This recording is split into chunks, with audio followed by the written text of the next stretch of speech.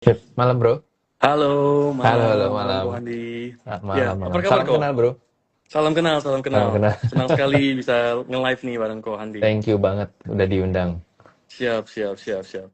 Ko, hari ini kita lihat Yes. market itu sangat berdarah-darah ya. Ya. Kalau kita lihat IHSG itu hari ini turun 2,6% ya saat tutup. Yep. Ya, 2,6%. Ini gara-gara terjadinya eskalasi perang ya Mm-mm. selama weekend kemarin. Nah, mungkin saya langsung aja ya, Ko. Yes. Untuk topik kita hari ini ya, arah IHSG. Sektor mana yang masih bisa dijaga? Oke. Ya, gimana? Mungkin satu atau dua kalimat dari Ko Handi, tanggapan tentang market hari ini. Oke, kalau gue lihat sih hari ini for sure mungkin yang udah kita prediksi bahwasanya sektor komoditas yang masih cukup kuat ya. Karena basically kan sebenarnya Indonesia ini adalah sektor negara komoditas ya. Jadi Siap. gue lihatnya di sahamnya juga berimpact gitu. Terutama kalau kita lihat saham-saham batu bara, kemudian ada saham-saham batu bara, kemudian ada Mm-mm. saham oil ya, minyak.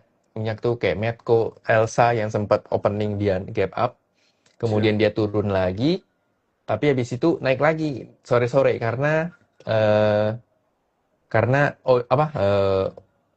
oil Mereka, dunianya udah naik ya. US oil, UK oilnya naik lagi gitu. Jadi itu nge-trigger Medco, Elsa, dan mungkin Akra hari ini ya Akra juga naik ya dengan hmm, volume yang cukup besar gitu. Jadi iya. naiknya cukup kuat. Kemudian sebenarnya market kita mungkin tadinya koreksi mungkin sekitar 1% ya bro. Maksudnya Mm-mm. rata turun lah ya.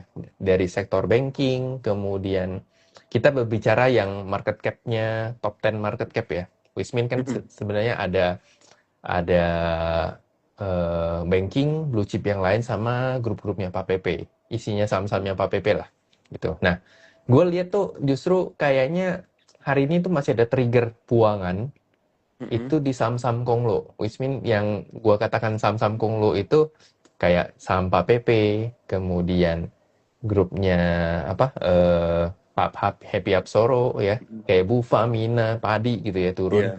Kemudian Bakri juga cuman energi yang kuat, tapi habis itu Bumi Dewanya juga turun kan. Jadi itu Betul. masih ada tekanan lah gitu. Jadi gua tadi ngebacanya marketnya masih masih lebih ke trigger karena saham-saham Konglo sih gitu. Sedangkan di sisi lain, kalau kita lihat ada satu grup yang masih cukup kuat sampai saat ini dan itu grup yang bertahan dari pas crashnya bulan lalu Mm-mm. MSCI ya. Itu adalah grupnya Adaro Group ya. Kita lihat hari ini ADRO atau alam terinya hampir breakout. Kemudian AADI-nya mencapai reach 10 ribu hari ini Mm-mm. ya. Iya, naik banyak Kemudian ya kok ya, iya 7%. naik banyak loh. Itu Iya, dan itu kalau lu lihat kan dari tanggal 28 Januari dia turun, habis itu dia naik naik naik terus kan. Jadi cukup kuat betul. gitu ADI. Ya. Kemudian ADMR-nya juga kuat dengan aluminiumnya gitu-gitu. Jadi gue lihat cukup strong lah. Cuman mungkin sektor kalau kita ngomongin komoditas mana yang jalan hari ini ya, selain oil dan energi mungkin oil jalan, kemudian cuman oil yang jalan ya. Karena gue lihat tadi kayak saham-saham CPO belum jalan, tapi sorenya future-nya CPO-nya naik.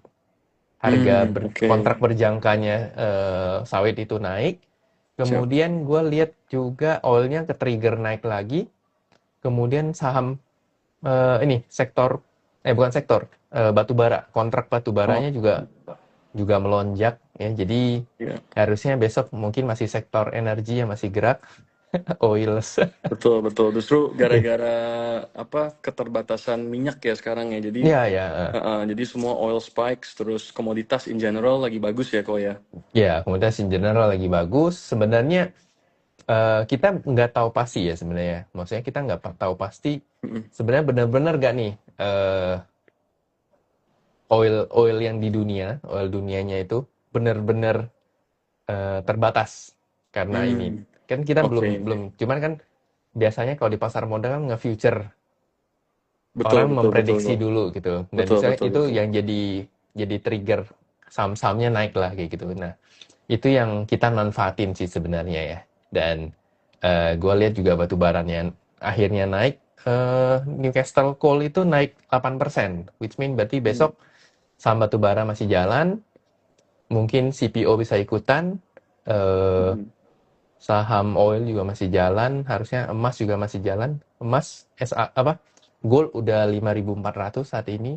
Jadi Iya, mungkin mostly masih saham, mungkin kalau disimpulin ya bro, siap. saham komoditas yang syaratnya, bukan syaratnya sih, tapi saham komoditas yang berada di salah satunya adalah di grup-nya Adaro Group, kemudian di saham-saham energi yang istilahnya saham-saham fundamental lah, kayak Hmm, Medco, siap. kemudian UNTR mungkin bisa jalan, ITMG juga mungkin bisa jalan, Iya. Doit ya, itu mungkin bisa nge-trigger pergerakan untuk besok sih kalau gue lihat sih.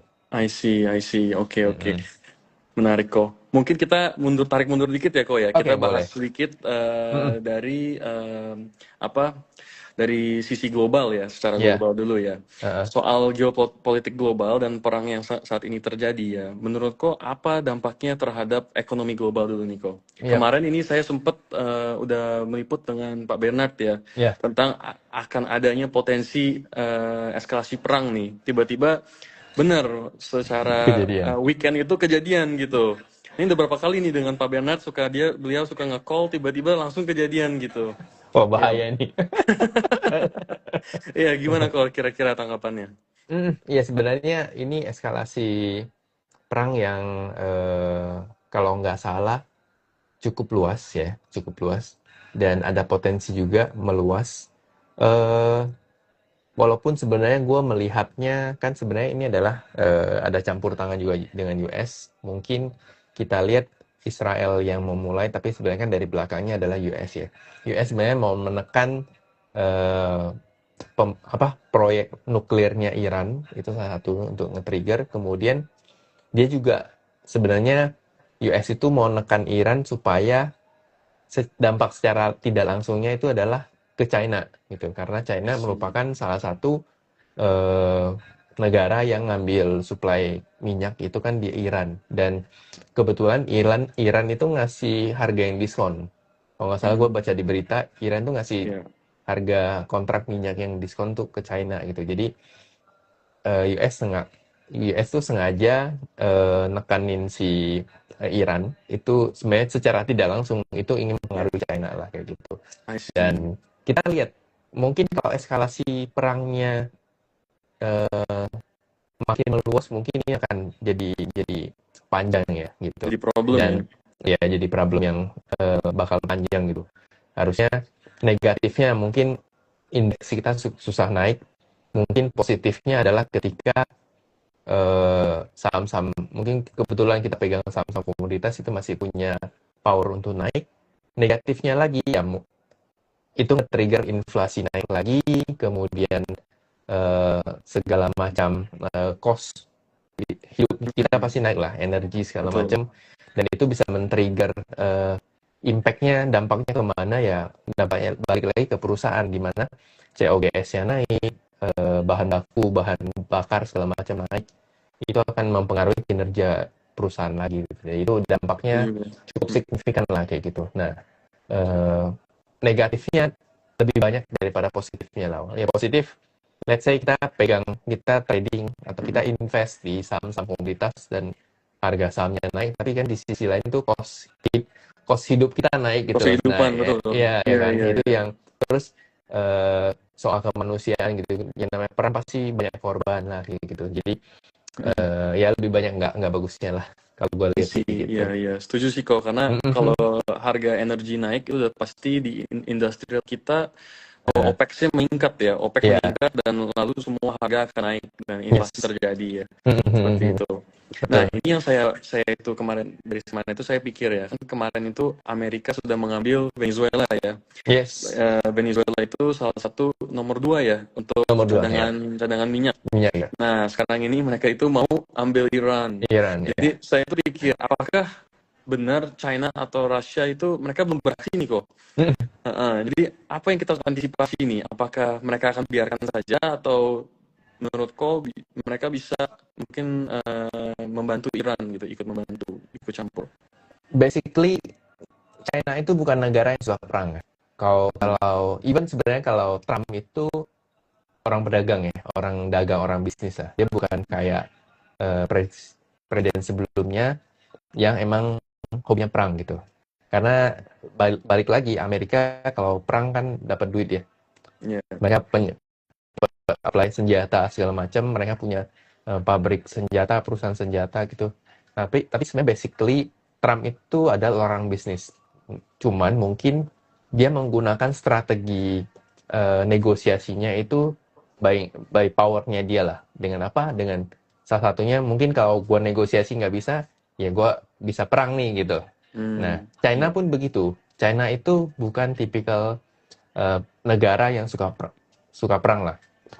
Mereka perangnya mungkin nanti perangnya tuh di perang dagang, perang lain. Nah, contohnya mungkin yang kita lihat ya, sebenarnya kan kalau kita tarik balik ke belakang antara China dan US itu kan hubungan perang dagangnya juga udah panjang satu. Kemudian kita tahu tahun lalu sejak 2-3 tahun yang terakhir China kan udah mengurangi mereka memegang dolar Amerika Serikat sebagai asetnya.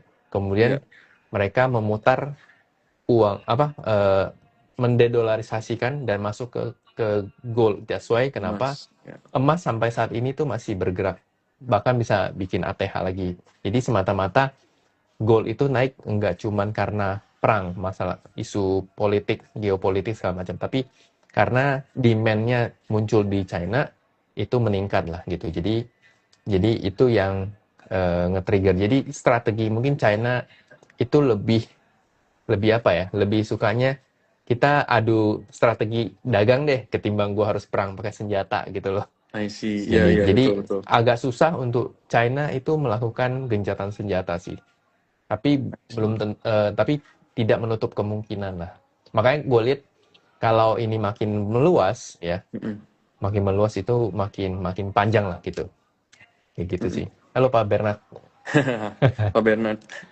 Halo. Halo Pak. Iya, iya. Jadi aku juga sebenarnya kemarin itu ya juga sempat mengikutin sih, ikutin Mm-mm. apa kenapa China itu mulai pegang emas ya. Mereka itu lepas treasury bonds. Heeh. Mungkin itu karena apakah benar ya? Mungkin Bro bisa correct me. Karena pas Rusia perang dengan Ukraine, banyak sekali aset-aset milik Rusia yang disita secara tidak legal ya oleh Ya ya oleh ya, Amerika ya. benar. Mereka Ya ya. jadi mungkin China juga takut pegang treasury bonds sewaktu-waktu ini Yes. bisa nggak ada nggak ada value-nya gitu. Heeh, Mereka heeh, heeh. tinggal write out aja, write off Right out ya. gitu. Iya, betul. Heeh, Betul betul. gitu. I Itu see, yang I takut see. sih. Iya, oke. Mungkin kita dari kemarin itu sempat saya live dengan Pak Bernard. Beliau juga Mm-mm. menceritakan soal sentimen regional ya, which Iya. is Bank of Japan nih. Saat ini mereka mau menaikkan suku bunga juga nih, Bro. Apakah yen carry trade ini menurut Bro masih relevan atau tidak?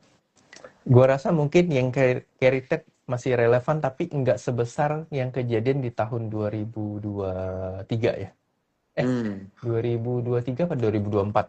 Ya, 2024 di yen saat carry trade ya. bunganya itu hampir 0% ya. Ya, ya, ya. I see. Kemudian kan begitu BOJ-nya naikin suku bunga, itu langsung kan sempat market juga rontok kan gitu. Nah, gua rasa ke depan yen carry trade-nya nggak nggak akan efeknya nggak akan besar sih menurut gue ya. I see, I see. Iya, Dan iya. itu kalau misalnya seperti itu, apakah akan mendampak kepada MSCI ya? Karena kalau kita lihat kan banyak sekali investor, foreign investor dari misalnya dari BlackRock atau fund managers ya, Mm, mm, mereka itu meminjam uang dari Bank of Japan mm. dengan bunga yang sangat rendah, lalu mereka itu invest di emerging market ya, gitu. Menurut kau gimana?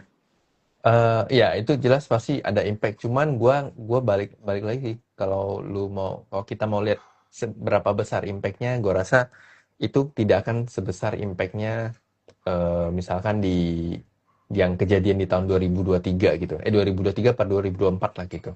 Nah, I see. harusnya masalahnya tuh nggak akan sebesar itu. Dan gua lihat juga eh MSCI harusnya nggak terlalu, misalkan kayak BlackRock segala macam harusnya nggak terlalu berpengaruh di emerging market ya, karena sebenarnya kan cuman kita yang saat ini bermasalah gitu di Hmm. soal dengan MSCI gitu ya. Iya. Jadi bukan berarti sama negara lain juga yang emerging market bermasalah.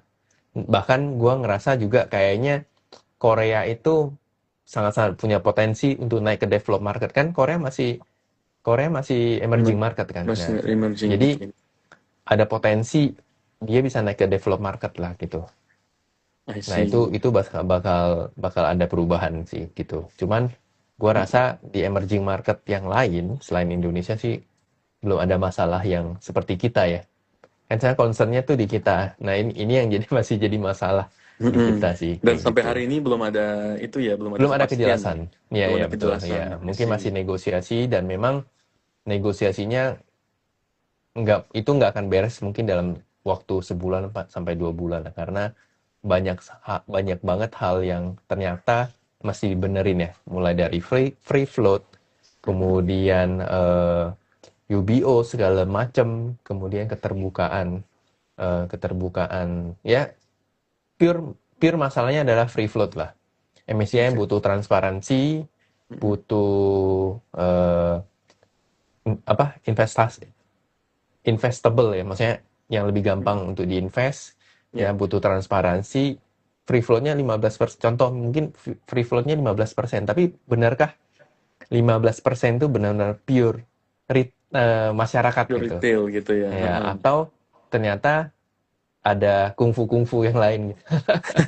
itu yang itu yang Siap, paham masih ya. dipertanyakan sama MSCI gitu. Karena gimana pun acuan mereka mengeluarkan acuan, kemudian diinvest sama, katakan paling gampang mungkin BlackRock subscribe mereka BlackRock ikutin indeksnya, indeks acuannya mereka ya pasti Mm-mm. mereka harus mempertanggungjawabkan bahwasannya apa yang gua rekomen itu gampang keluar dan masuk lah gitu. Jadi I see. MSCI mau make sure sama itulah kayak gitu sih. I see, I see. Kok tadi kau sempat apa mention soal Korea ya? Ya, Saya kemarin itu dengar mungkin dari beberapa orang juga ada potensi Vietnam ya kok. Vietnam itu sekarang di dari frontier market frontier masuk bisa naik emerging bisa kan. naik ke emerging market. Iya. Nah, menurut kau Handi nih, Hmm. apa dampaknya kalau misalnya Vietnam Vietnam aja sekarang secara industri menurut saya kalau saya lihat ya lebih maju ya dari Indonesia ya karena didukung Yes. dengan inisiatif Mhm, pemerintah mhm, mhm. yang menurunkan pajak dan lain-lain. Yep. Menurut kau kalau misalnya mereka sampai masuk ke emerging market, apakah akan terjadinya outflow kepada IHSG? Yang jelas pasti yang namanya ketika ada satu negara yang naik ke develop, kemudian ada satu lagi yang masuk ke emerging market, pasti akan ada rotasi, ada rebalancing lah pasti. Dan Hmm. itu makanya bakal dinilai. Sebenarnya kan kalau kita pasti terlepas Vietnam itu bakal naik ke emerging market apa enggak, gue ngerasa, dan itu juga dibahas sama Cicu Ai, Hmm. eh, sama Pak Bernard juga, itu pasti akan mempengaruhi, pasti akan ada outflow lah. Karena gue cukup percaya bahwasannya misalkan free float-nya dibuka, kategorinya diperkategoriinnya, Hmm. pasti MSCI mempertimbangkan untuk menurunkan lagi bobotnya. Bobot kita kalau nggak salah tuh 1,4% ya. Hmm. Jadi itu udah cukup kecil. Ya. Begitu nanti ternyata begitu semua transparansinya udah dibuka, mereka harus menyesuaikan lagi. Dan itu mungkin 80-90% harusnya masih akan ada outflow sih. Itu yang Iya, itu yang masih kita antisipasi sih sebenarnya. iya, iya. Jadi Jadi, terlepas mm-mm. terlepas di luar urusan Vietnam bakal naik ke emerging market, eh, tanpa itu kita harusnya ya Mm-mm. 80% mungkin masih akan ada outflow karena penyesuaian itu tadi. I Kayak see, gitu I sih. see. Oke kok, iya. Kalau misalnya nih kok, sekarang kita mau bahas ke kondisi domestik dulu ya kok ya, kondisi Boleh. domestik. Hari ini itu IHSG kan tutup di angka 8016 ya. Yes. Bagaimana outlook market Indonesia dan mungkin lebih specifically apa yang kita harus antisipasi nih besok? Heeh. Apakah market Oke. akan rebound? Karena tadi sempat ya pas buka sempat turun banget, terus lalu Mm-mm. market sempat rebound sedikit, lalu pas tutup itu agak turun lagi. Turun lagi, ya. Heeh. Gimana kamu? Oke. Jadi kalau gue lihat harusnya basically IHSG itu ada penurunan target mungkin sampai maksimal 7850 ya, gue lihat ya. Oke. Kalau 8.000-nya ternyata dijebol dan 7960-nya dia nggak bisa bertahan, maka ada potensi IHSG itu mencoba ke level 7848 atau 7850. Itu serta mengkonfirmasi kalau mungkin secara teknikal ada yang disebut sebagai polarizing wedge ya. Nah, Mm-mm. polarizing wedge-nya mungkin akan, kalau targetnya itu mungkin sekitar 7840, tapi kalau dia berhasil rebound besok dan terjaga di atas 8.000, maka akan ada sangat besar potensi dia bisa berbalik arah. Sebenarnya kuncinya adalah, gue liatnya kuncinya adalah ISG kan sebenarnya kan 2 tahun terakhir itu di drive sama perusahaan blue chip, kemudian sama Konglo Stock lah. Kita Ya, katakan Pak Barito Group lah, Brand, BRPT, TPIA, ya, itu yang berpengaruh gitu. Maksudnya itu yang eh, mempengaruhi pergerakan IHSG saat ini. Nah, kalau salah satunya naik kenceng, di satunya turun, mungkin dia masih cukup kuat untuk naik lah. Misal katakan bankingnya kita naik, kemudian brand dan turunannya BRPT turun segala macam, mungkin dia masih cukup, IHSG masih cukup bisa naik gitu. Tapi kalau udah dua-duanya turun, nah itu yang dampaknya pada hari ini sih sebenarnya. Jadi kalau Mm-mm. misalkan hari ini brand aja bertahan, BRPT, TPIA itu bertahan, tidak turun cukup dalam, harusnya ISG nggak akan sedalam ini sih gitu. Nah, gue lihat mungkin besok kalau kuncinya adalah menurut gue ya, besok kalau opening dia Mm. masih gap down, maka ada potensi banget eh, dia bisa rebound. Nah, reboundnya mungkin nanti dibantu sama saham-saham komoditas tadi yang gue bilang. Karena saham-saham komoditas itu cukup juga memberikan, karena market cap-nya rata-rata cukup gede, itu Ya, juga bisa membantu untuk menahan ISG sih, so far gitu gue yang gue lihat ya. I see. Eh, jadi masih ada potensi penurunan, tapi kalau openingnya dia buka gap down, maka ada potensi dia bisa gap up. Bisa naik gitu. Tapi kalau Oke. dia opening dia naik, ya, opening dia naik, maka Mhm. kayaknya penurunannya masih belum beres. I Tapi see. harusnya Jadi, penurunannya udah deket lah. oke. Udah nggak Jadi terlalu menurut Bang jauh Andi sih. akan masih ada tetap ada koreksi lagi ya. Market belum Pasti price in akan 100% ya sekarang. koreksi ya. Jadi mungkin kalau teman-teman masih punya cash, jadi kalau gue sama House of Trader Community itu kita berusaha untuk maintain cash di sekitar 30-40%. Itu yang kita jaga lah level cashnya gitu. Jadi Hmm. level cash segitu ketika market turun itu kita masih bisa trading, kita masih bisa dapat momentumnya gitu. Jadi itu yang kita maintain terus, dan kita kita pegang saham-saham yang seperti yang tadi gue ngomong lah, saham komoditas, oil, energi. Kemudian salah satu mungkin grup yang masih kita pegang itu grupnya Adaro Group lah. Itu yang masih kita pegang sebulan terakhir ini setelah kemarin insiden MSCI gitu. Jadi I ya see. masih so far masih tidak terlalu agresif.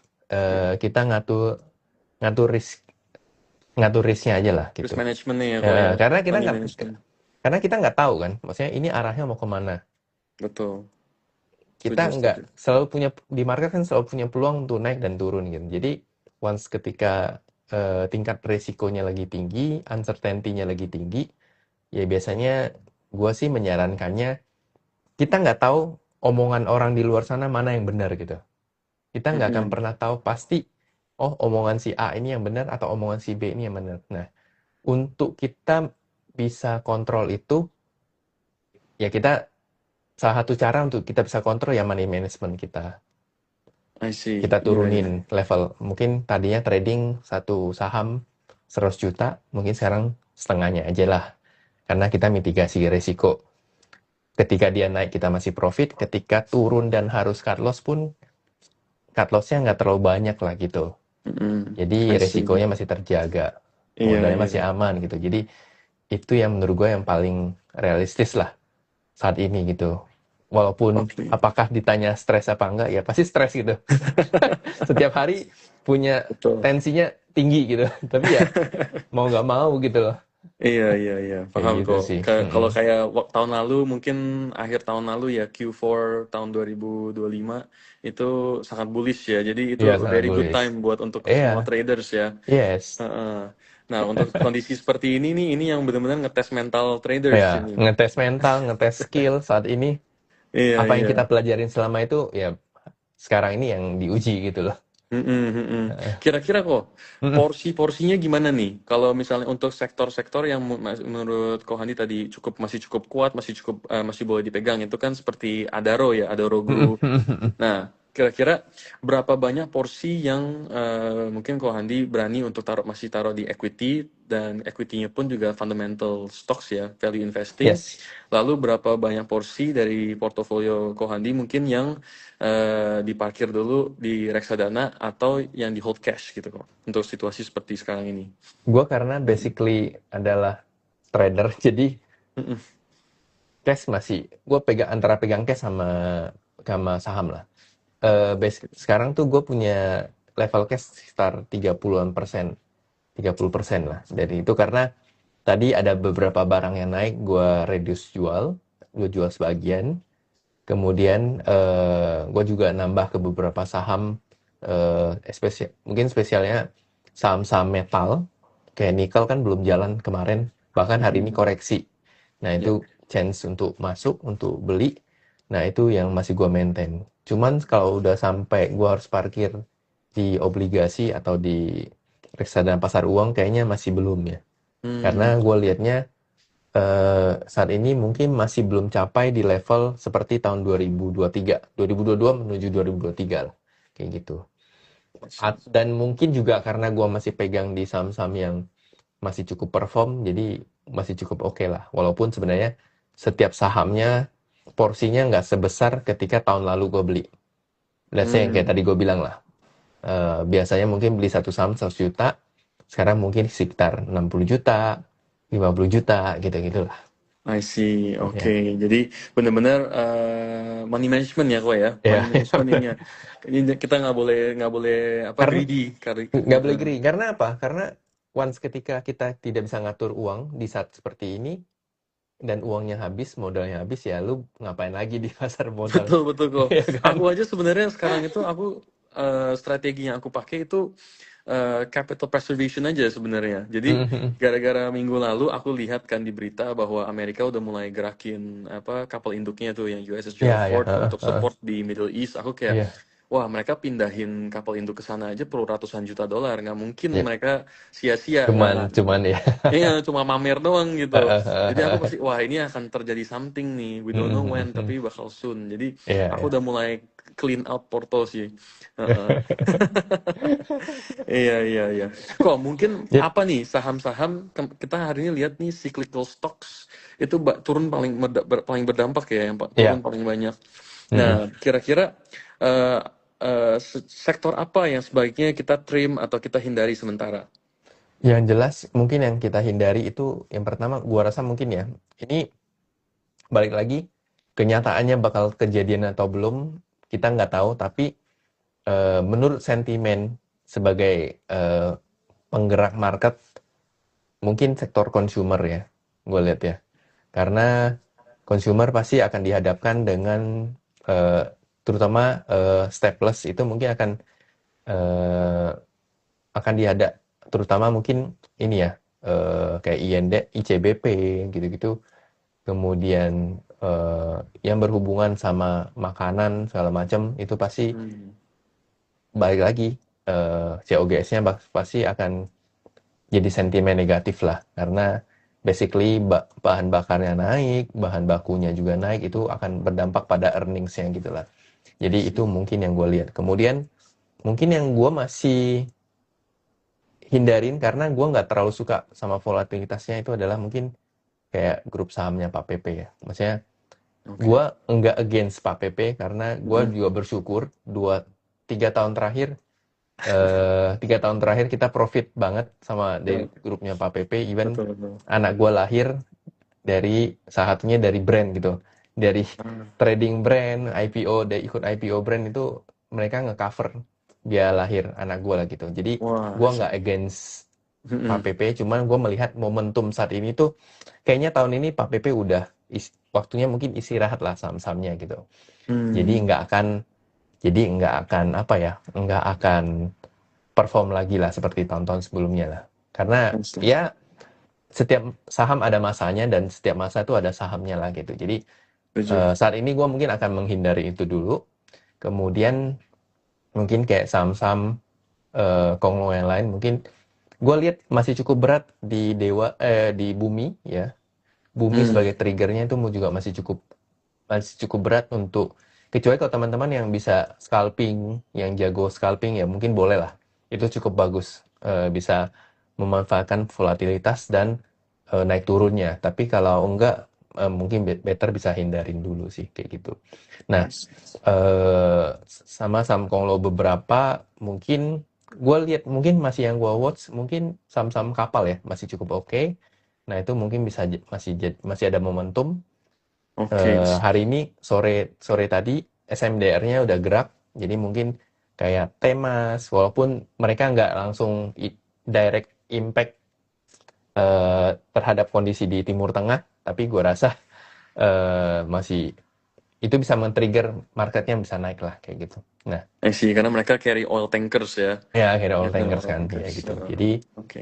itu yang gue lihat. Kemudian mungkin bisa watch saham batubara yang masih belum bergerak terlalu jauh. Mm-mm. Kemudian CPO juga jangan lepas karena biasanya yang namanya saham-saham energi pasti eh, lambat laun pasti akan ikutan bergerak lah gitu. Kemarin batu baranya nggak bergerak, hari ini sore tadi udah naik 8%. Jadi mulai men-trigger salah satu sama lain lah kayak gitu. Kemudian metal-metalan gua rasa metal-metalan gua rasa masih cukup oke ya. MBMA, NCKL, Inco itu masih cukup bagus. Masih bahkan Inco hari ini koreksi di level 7.300-an. Besok kalau dia opening turun ke sekitar 71, 72, maka gua rasa ada chance banget. Inco view panjang gue tuh masih ada potensi sampai 10.000 lah gitu. Jadi Hmm. itu masih bisa dimanfaatin momentumnya kayak gitu. Kayak gitu sih. I see, I see. Oke, oke. Kok, mungkin aku tanya something yang personal ya, dan mungkin Boleh. bisa di-relate sama traders atau investor saat Mm-mm. ini ya, kok ya, karena market memang lagi berdarah nih. Kok Handi kan memang di bidang ini sudah cukup lama ya. Kira-kira pernah nggak bro, mungkin bisa sharing sedikit Hmm. kisah mungkin nyangkut atau rugi besar. Jadi kita bisa mungkin sharing sedikit dengan investor-investor trader yang lagi nyangkut saat ini. Penguatan ya. Ya pernah Iya. lah namanya namanya nyangkut pernah. Even lu masuk di saham yang hari ini lu masuk besok tiba-tiba ada berita buruk ARB itu pernah lah. Gue pernah Hmm. hilang ya gede, pernah hilang gede juga. Kemudian untungnya dibantu di recovery, bisa balik. Itu gue kenanya tuh di 2020. Gue pernah hilang 50%. Wah. Padahal itu terakhir di momen itu, sebelum COVID itu, Mm-mm. ya 2020 awal, itu gue pegangnya BNI, PTBA, Indi. Wah, Nah, fundamental semua begitu, ya. iya, Mm-mm. padahal bukan yang gorengan, maksudnya yang Iya, gede-gede iya, gitu loh. iya. Nah, impact-nya di saat itu, begitu opening, ARB. Opening, ARB. Dan Wah. ARB-nya masih yang simetrik, masih apa? Bukan simetrikal, yang simetris gitu. Hmm. Yang 20% turun. BNI begitu opening langsung ARB. BNI loh, bukan Iya. bukan saham konglo apa gitu loh. Itu Iya, blue chip. banking loh gitu. Nah, Iya. itu Mm-mm. pernah kena itulah dan akhirnya belajar recovery di tahun 2020. Nah, sejak itu perlahan membaik. Akhirnya tahulah belajar bahwasanya Mm-mm.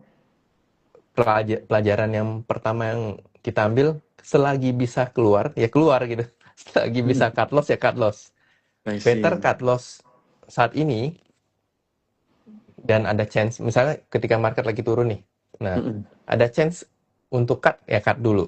Baru nanti serok di bawah.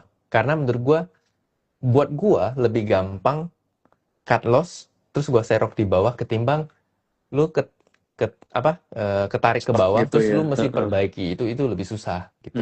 Jadi better Setuju. lu cut loss selagi bisa cut loss ya cut loss. Nah, lu Mm-mm. serok di bawah gitu. Nah, pengalaman-pengalaman itu kena di tahun 2020, kemudian ya ada beberapa kali 2022 waktu kita selesai lebaran, gue inget itu juga perangnya Rusia Ukraine, Mm-mm. itu kan juga sempat crash, Ya. ISG-nya juga turun kan, bankingnya Mm-mm. sempat ARB juga itu. Ya. Nah, itu sekali. Kemudian tahun lalu kan kita juga halt beberapa kali kan. Iya, betul, Sebelum betul. lebaran, kemudian setelah lebaran karena perang tarif. Nah, Ya. akhirnya setelah dipukul-pukul beberapa kali tuh pelan-pelan kita paham bahwasanya Hmm. ya itu satu. Yang pertama, lu harus selagi lu bisa cut loss, selagi bisa keluar ya lu keluar dulu. Urusan cara membalikkan kerugian tuh nanti dipikirin nanti. Yang penting lu keluar, lu punya duit dulu, lu punya modal. I see. Iya, Karena iya, lu setuju. kalau udah nggak punya modal pusing loh, nggak bisa ngapa-ngapain, Betul, betul. Nggak ada ya kan? peluru. Jadi mau nggak mau, mending cut loss dulu gitu. Iya, Nah, iya. cut loss nanti baru lihat serok di bawah. Nah, tinggal I pilih see. nanti sahamnya mana dulu. Kalau yang kejadian kemarin MSCI itu gua cut sama gua trading stop beberapa saham. Mm-mm. Jadi eh, modal gua sempat naik, cash gua sempat naik levelnya. Habis itu yang gua lakukan adalah dan ini mungkin trik yang teman-teman bisa pakai lah. Mm-mm. Ketika nanti misalkan ketemu lagi market crash dalam market crash tuh dalam waktu cepat kemudian turunnya dalam. Nah, untuk mencari ketika dia mulai recovery, kalau kalian bingung mau lihat saham mana dulu, nah kita cari saham yang biasanya bisa narik indeks tuh apa. Hmm. Which mean top 10 market cap deh, kalau nggak usah lihat yang aneh-aneh. Top 5, top 10 market cap. Atau saat ini mungkin yang masih bisa narik market naik ketika lagi crash, contohnya kayak kemarin tuh kayak banking. Banking, kemudian brand, itu kan saham-saham yang market kapitalnya gede. Nah, itu yang di rescue dulu. Nah, momentum itu bisa kalian manfaatin. Nah, begitu dimanfaatin, nanti baru perlahan lihat flow-nya lihat kemana, ke saham mana lagi. Nah, itu baru pelan-pelan recovery gitu. I Kayak gitu sih. see. Siap. Mantap sekali. Ini insight yang bagus nih kau. Jadi untuk trader jangan jangan FOMO, jangan pakai emosi ya tradingnya. Iya, yes, Kita yes. harus pakai strategi ya. Pakai Walaupun strategi. mungkin kadang-kadang sakit untuk harus harus cut loss, tapi ya harus Iya, dilakukan gitu ya kau iya, ya. iya, iya. Bener. Dan Oke, sebenarnya oke. buat kita traders itu ngehilangin emosi itu nggak bisa lah. Tapi kita harus Mm-mm. kontrol lah, belajar kontrol. Maksudnya, gue tahu sebulan ini kita banyak bad news. Iya, Even kalau kita nggak bisa kontrol tuh pasti bingung gitu. Bentar iya. ada bad news inilah, ada bad news itulah. Tapi di sisi lain, marketnya tidak merespon sesuai dengan bad newsnya gitu loh. Hmm. Contoh, kemarin begitu MSCI keluarin statement, kita turun. Nah, habis itu Moody's keluarin Iya. Turun lagi. outlook negatif ya.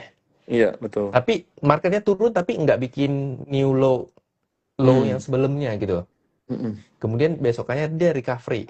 Nah, berarti secara technical atau secara price action, artinya marketnya udah cukup kuat. I see. Berarti Mm-mm. perlahan bad news-nya udah mulai lewat nih.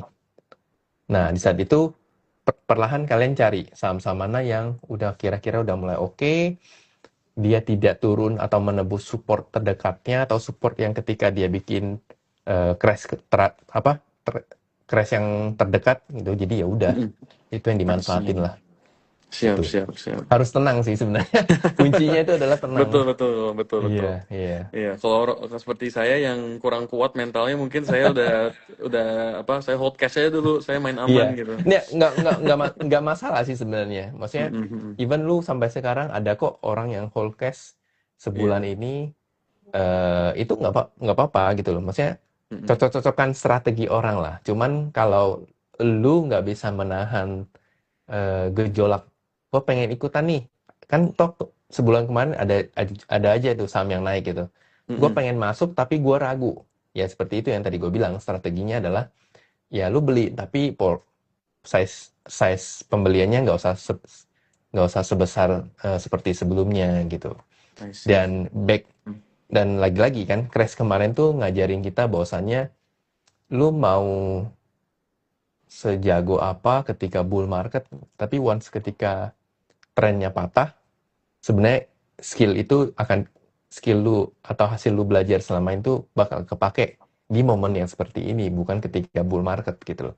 Bull market Mm-mm. everyone bisa gampang profit Make, kan, make money, semua orang happy gitu gampang ya. lah gitu ya kan, iya. Tapi Iya. once ketika marketnya berbalik arah, nah itu lu harus lebih serius lah, lebih belajar lagi. Akhirnya kita diingetin sama market bahwasannya market nggak segampang itu loh gitu loh. Iya, ya, setuju, setuju kok.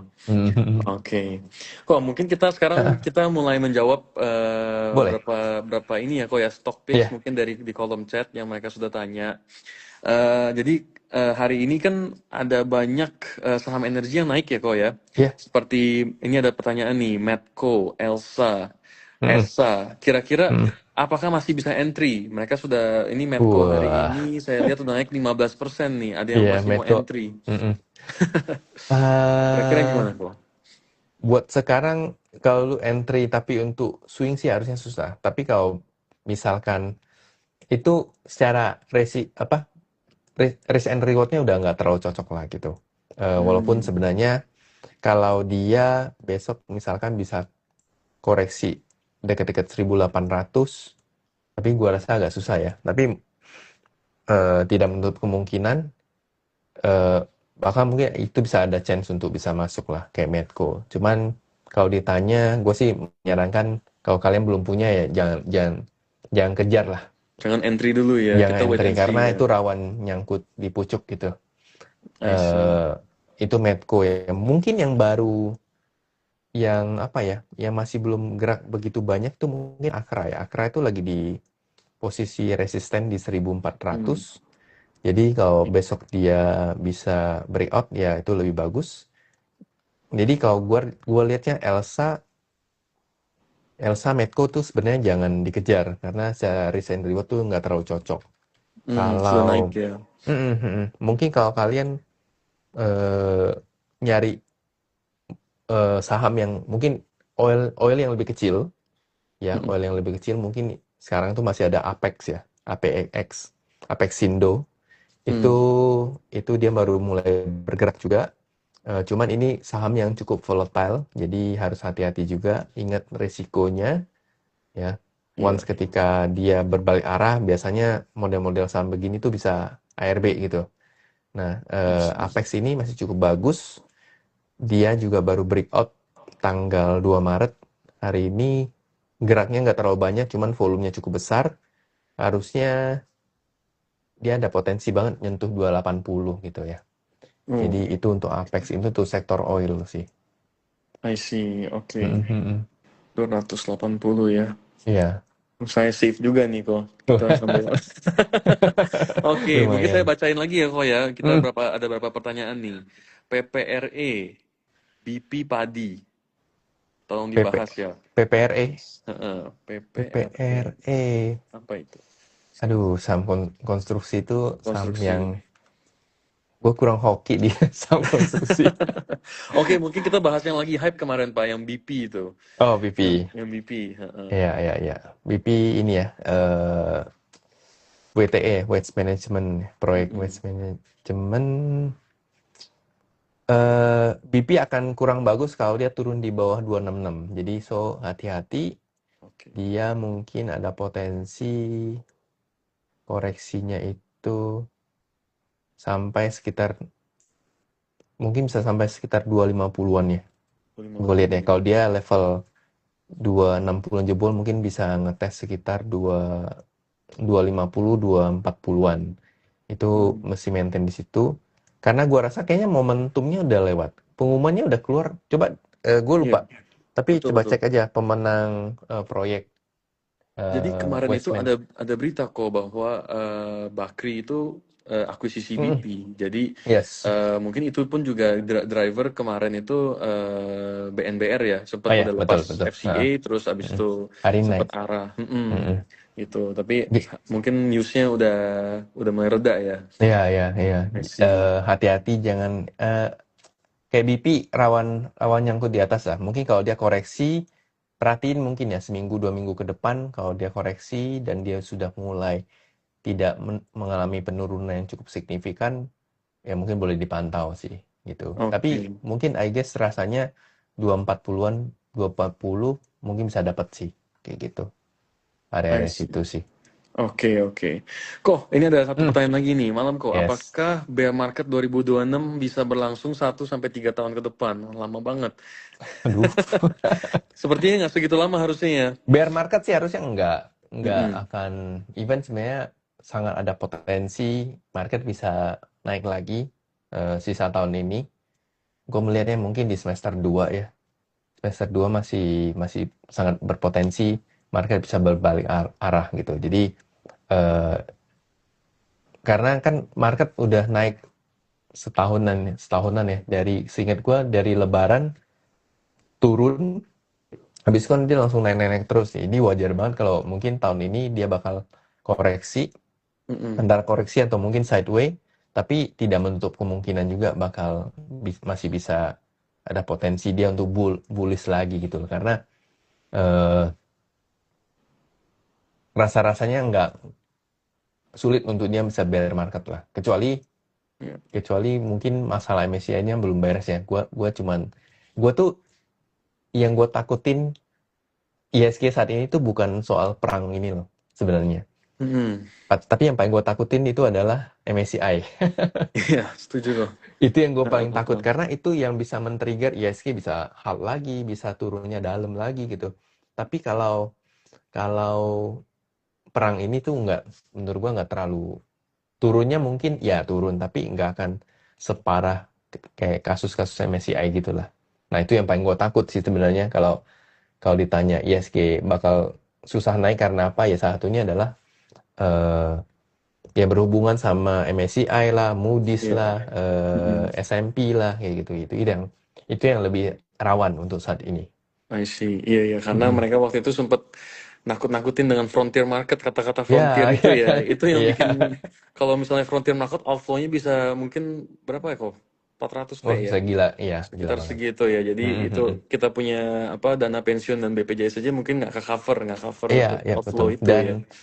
dan impact-nya tuh sangat besar, nggak cuma di saham Konglo doang gitu, Hmm. brand apa segala macam, tapi impact-nya bisa sampai ke BCA gitu. Jadi itu yang pasti sangat-sangat yang gue takutin itulah. I Yang, gue, see. yang paling Iya, gue iya. takutin market bisa turun dalam tuh triggernya apa yaitu MSCI. I see. Mm-mm. Oke, oke. Kok mungkin untuk 5 menit terakhir nih, Yes. kita udah menjelang 5 menit terakhir. Mungkin ada masukan, mungkin tadi sudah kasih tips sedikit tentang trading psychology untuk saat ini, apa yang mungkin trader harus perhatikan, mungkin sebagai ya mungkin kok kasih filosofi trading aja atau apa yang bisa dikasih, mungkin pembelajaran untuk yang nonton hari ini. Ya basically kalau balik lagi ya, kita kalau emang pengen jadi trader, ya pasti harus pahamin tools-tools yang dipakai lah. Analisa technical, mau analisa flow, itu yang harus make sure. Karena menurut gua, somehow analisa technical itu bisa memvalidasi news, rumor yang ada. Jadi kalau Mhm. orang ada news atau rumor yang ngomong A, B, C, D, tapi secara teknikal yang ternyata berjalan tidak beriringan, berarti ada something yang salah nih gitu. Itu bisa dilihat dari teknikal. Secara visual kita bisa lihat, karena secara fundamental kan kita nggak bisa lihat ya. Ya. Rumornya mau gini, tapi secara fundamental kan belum tercermin. Tapi secara pergerakan pergerakan harga, itu kan bisa dilihat dari analisa teknikal. Nah, itu bisa terbantukan lah oleh kita. Kemudian, ingat selalu, setiap bull market itu pasti banyak story. Mhm. Story-story, mungkin teman-teman pernah dengar lah, ketika lagi bull market yang kemarin, perusahaan ini mau ngapain lah, perusahaan itu mau ngapain lah, si ini bakal kemana lah, mau ke MSCI segala macam. Tapi once ketika marketnya tiba-tiba crash, semua story itu hilang gitu. Dan itu tidak terjadi hanya kali ini, tapi kita ingat tahun 2021 digital bank itu juga ramai sama story segala macam, tapi in the end apa? Nggak, cuman beberapa yang sekarang survive gitu ya, digital banknya gitu. Jadi selalu ingat itu, story itu just apa ya, istilahnya kayak bumbu-bumbu market lah, I see. bumbu-bumbu Ya, penyedap setuju, di setuju. market. Tapi balik lagi, kita sebagai trader, ya kita harus jaga diri kita harus jaga uang kita. Ingat soal money management, percuma kalau nanti ujung-ujungnya duit kita udah habis tuh, ya udah ngapain lagi gitu di market gitu loh. Ya, akhirnya trauma ya kalau nggak mau masuk lagi Iya, ini nanti. trauma kan gitu. Nah, Iya. eh, ya menurut gua nggak ada salahnya kita belajar analisa teknikal, karena itu buat kita, membantu kita untuk menjaga apakah sebenarnya ini masih inline apa enggak gitu. Nah, dan itu yang gua lakuin gitu loh. Ketika termasuk gue nganalisa indikator global ya, kayak emas, berbagai komoditas, kemudian bondsnya US segala macam. Itu kadang gue nyari ini inline apa enggak, ini sejalan nggak sama news-news yang beredar gitu. Kadang newsnya udah kemana sangat heboh, tapi ternyata harganya di situ-situ doang gitu. Berarti ada something yang aneh gitu.